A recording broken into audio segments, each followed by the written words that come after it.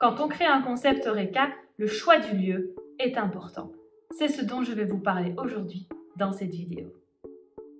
Vous êtes à la tête d'un restaurant, d'un bar, peut-être même d'un hôtel, ou bien même d'une zone de camping, espace coworking. Ne bougez pas, cette vidéo va vous intéresser. Je m'appelle Alexandra Lambrecht, je suis consultante spécialisée dans l'Eureka et le tourisme. Si vous avez envie de parler marketing, de parler hôtel, de parler restaurant, de parler neurosciences, de parler neuromarketing, de parler de l'école hôtelière de Lausanne, bref, vous trouverez tout ça ici dans mes vidéos.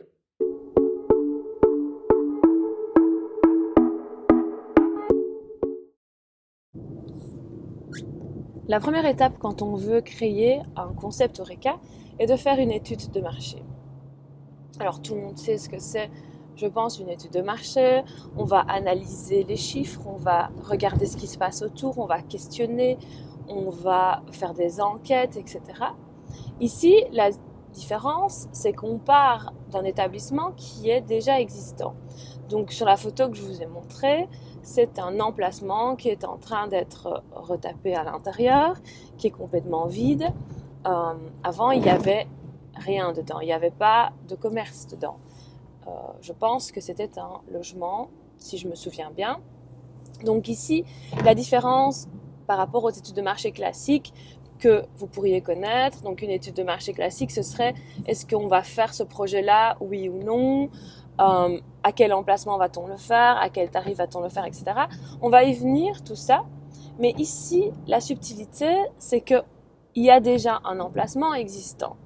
La question, du coup, que l'étude de marché va permettre de répondre, c'est que va-t-on faire dans cet emplacement existant?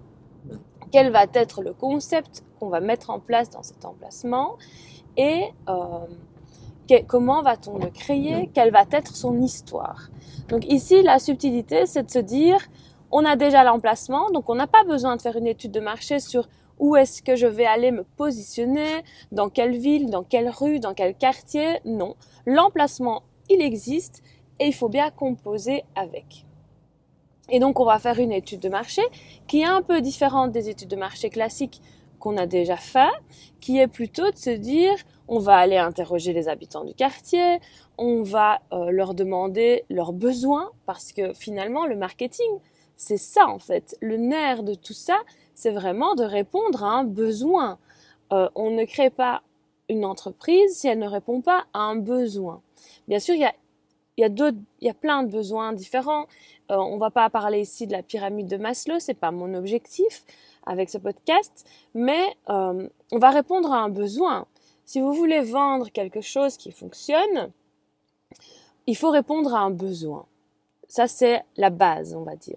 Et donc, du coup, pour réaliser cette étude de marché, pour ce local, on va questionner les alentours, on va questionner les gens qui habitent dans le quartier, les locaux, on va questionner les personnes qui passent tous les jours. Par exemple, moi, je passe tous les jours dans cette rue. Alors pourquoi?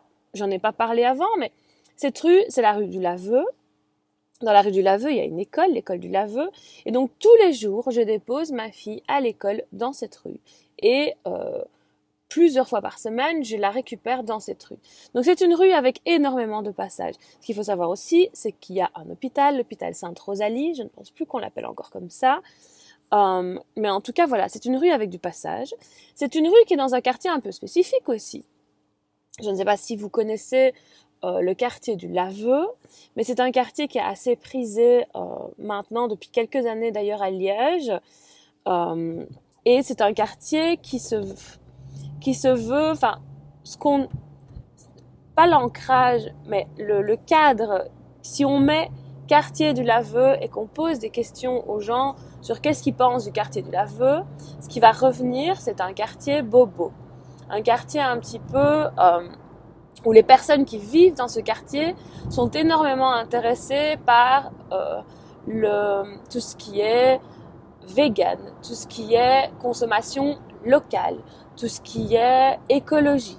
Donc c'est vraiment un quartier où les personnes qui vivent là-bas ont ce type de centre d'intérêt, ont ces valeurs.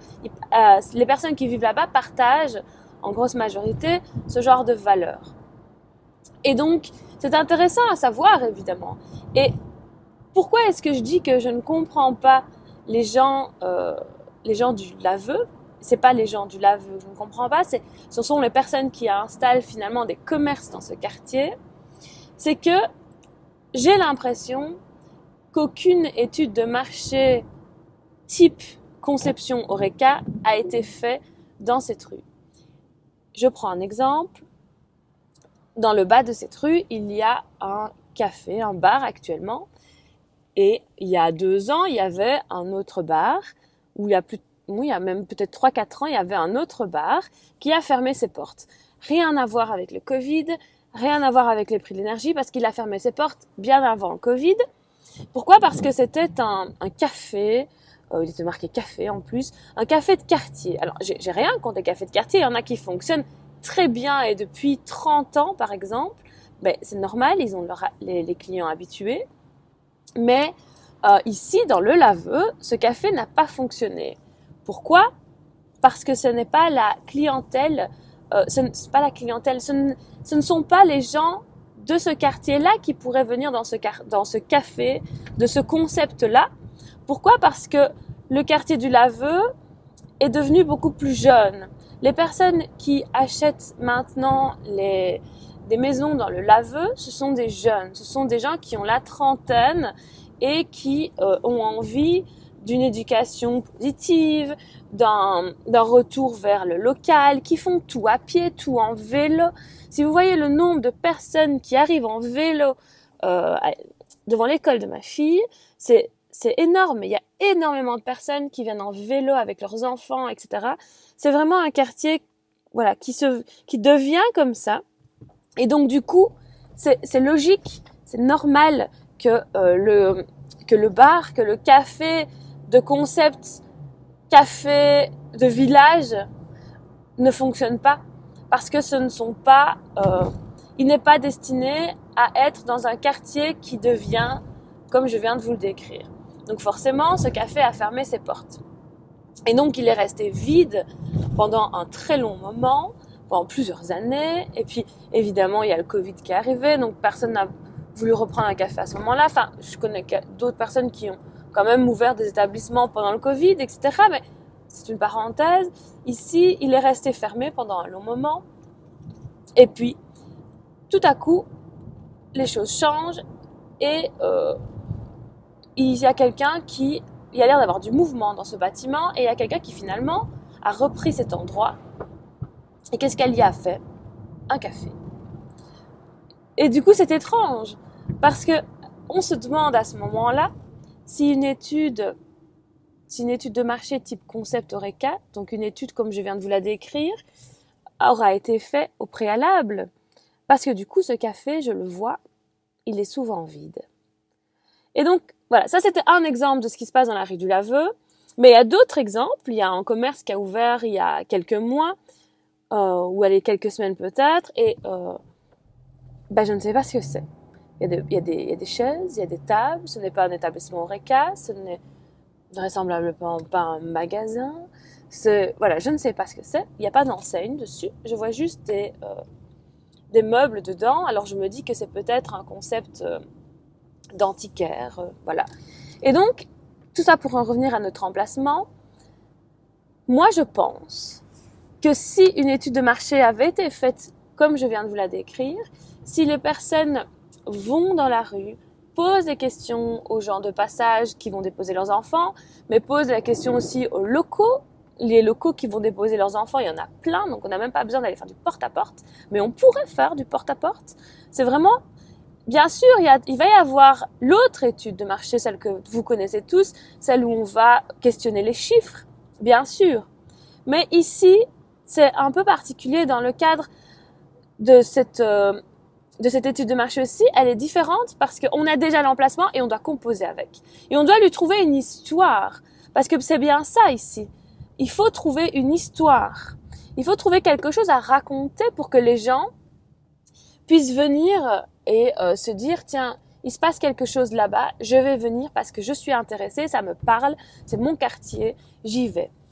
Et en fait, je pense que si les gens avaient questionné la population, les locaux, ils auraient fait de cet emplacement une boulangerie. Alors, vous allez me dire que peut-être, vu le contexte actuel, faire une boulangerie dans cet emplacement est peut-être un peu risqué vu le prix de l'énergie, etc. Oui, peut-être. Mais il n'y a pas de boulangerie dans le quartier du Laveu. En fait, il n'y a pas de boulangerie. Les personnes qui vivent là-bas seraient tout à fait intéressées par avoir une boulangerie avec du pain à l'ancienne, avec du pain peut-être vegan, enfin pas vegan, mais sans gluten par exemple. Ça, ce serait intéressant pour les gens qui habitent le quartier, les locaux, mais aussi les parents qui déposent leur enfant dans cette école, parce que les parents qui déposent leur enfant dans cette école partagent d'une certaine façon les valeurs du quartier. Et honnêtement, si je devais passer devant une boulangerie tous les jours en déposant ma fille à l'école, je peux vous assurer que j'achèterais du pain.